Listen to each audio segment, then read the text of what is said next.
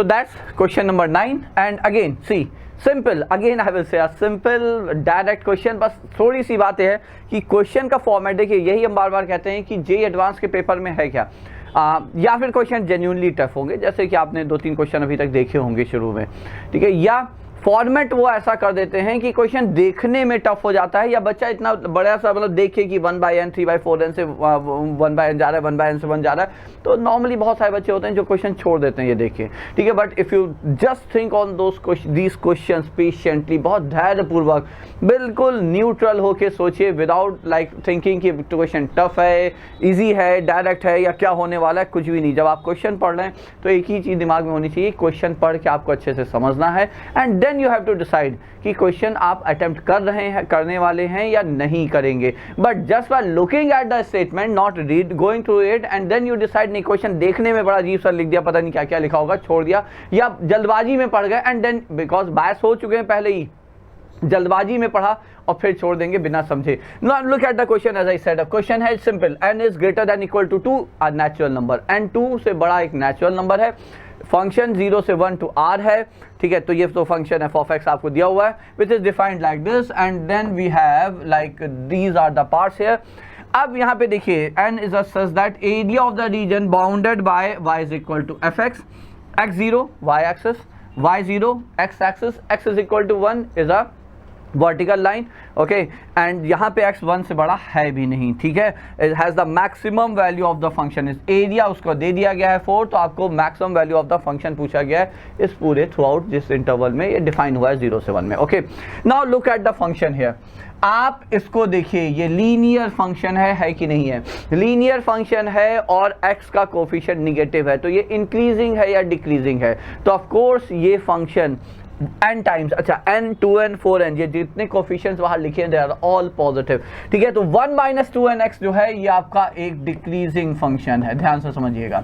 2nx - 1, अब ये क्या हुआ, ये इंक्रीजिंग फंक्शन है, because again it's a linear function with positive coefficient of x, and then again this is a decreasing function, and then again it is an increasing function. ये एक point हो गया. Now why am I doing it? Because decreasing function है, decreasing function की maximum value interval के left end पे होती है, मिनिमम वैल्यू इंटरवल के राइट एंड पे होती है. तो यदि हम इस फंक्शन का रेंज देखें, I am talking about the range, okay, तो हम यहाँ पे लिखे दे रहे हैं कि राइट साइड पे अब जो हम लिख रहे हैं वो रेंज है. तो as I said, maximum value left end पे होगी, तब आप x को 0 रखोगे तो इसकी मैक्सिमम वैल्यू n हो गई, क्लोज्ड. और जब आप यहाँ पे 1/2n रखेंगे x की जगह, तो 2n कैंसिल हो गया और ये 0 हो गया, ठीक है. तो ये हो गया 0 to n है एक चीज. नाउ कम टू दिस, अच्छा 1/2n दोनों एंड पे ओपन है, ऑफ कोर्स यहाँ पे 0 ही होगा. अब ये इंक्रीजिंग है, तो 0 से लेकर इसकी रेंज हो गई 0 से लेकर, जब हम यहाँ पे 3/4n रखेंगे in place of just a minute, जब हमने 0 रखा या इस एंड, ठीक है, जब हम यहाँ पे 3/4n रखेंगे तो 4n और 2 कैंसिल हो गया, 3/2 - 1 इज हाफ, और 2.5 ये फिर से n हो गया रेंज.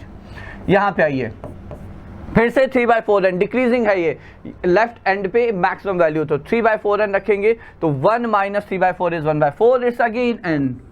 इंटरेस्टिंगली इजंट दैट कि सारी रेंज एक ही आ रही है, शायद यहाँ पे 1/n रखा, ये फिर से 0 हो गया, वेरी गुड. और ये वापस से इंक्रीजिंग है, तो लेफ्ट एंड पे मिनिमम, तो 1/n रखा तो 1 - 1 0 हो गया. राइट एंड पे जब हमने 1 रखा तो ये हो गया n - 1 and this is n. Nice, okay, ये आया. अब ये हुआ, अब देखिए बात सीधी सी है, हमें n तो पता नहीं है ना, बट यहाँ पे हमने माना 0 से 1/2n, मान लीजिए ये 1/2n है, 1/2n से 3/4n, ये आपका 3/4n है, और ये आपका 1 हो गया, ठीक है. रेंज आपकी फिक्स है 0 से n, ओके. तो ये आपका हुआ यहाँ से 0 से n, फाइन.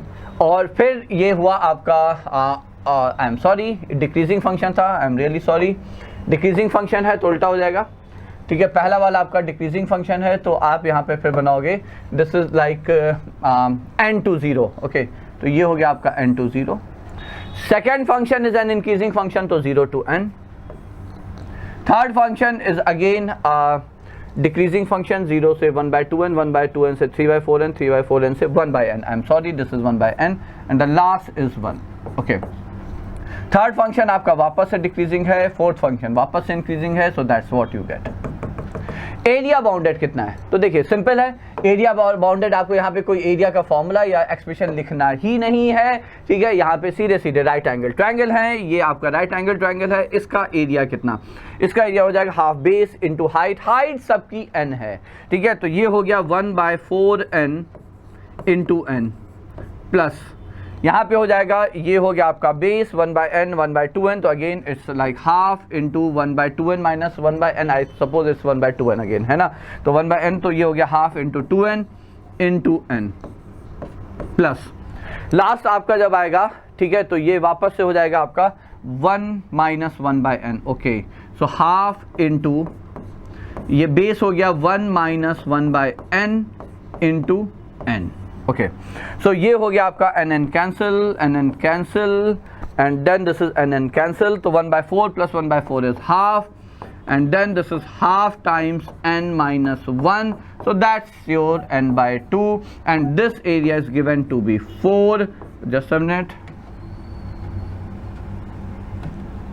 yeah, तो ये आपको 4 दिया हुआ है, तो n यहाँ से आ जाता है 8, तो maximum value of the function आप देख रहे हैं p हर जगह सिर्फ और सिर्फ n है, तो maximum value of the function is nothing but 8, ठीक है। आप एक बार कैलकुलेशन चेक कर सकते हैं, I believe there is no mistake है, but in that case also आप एक बार चेक कर लीजिएगा। But you look at the question देखिए, एक बात जो आपको फिर से हम रिपीट करेंगे, समझनी है कि एडवांस का क्वेश्चन हो या मेंस का क्वेश्चन हो, क्वेश्चन बिना धैर्य पूर्वक पढ़े, ध्यान से पढ़े, आप डिसाइड नहीं करोगे कि क्वेश्चन छोड़ना है या अटेम्प्ट करना है। You go through the question and then you have to decide, okay. So चलिए, ये हो गया आपका क्वेश्चन नंबर 9 है।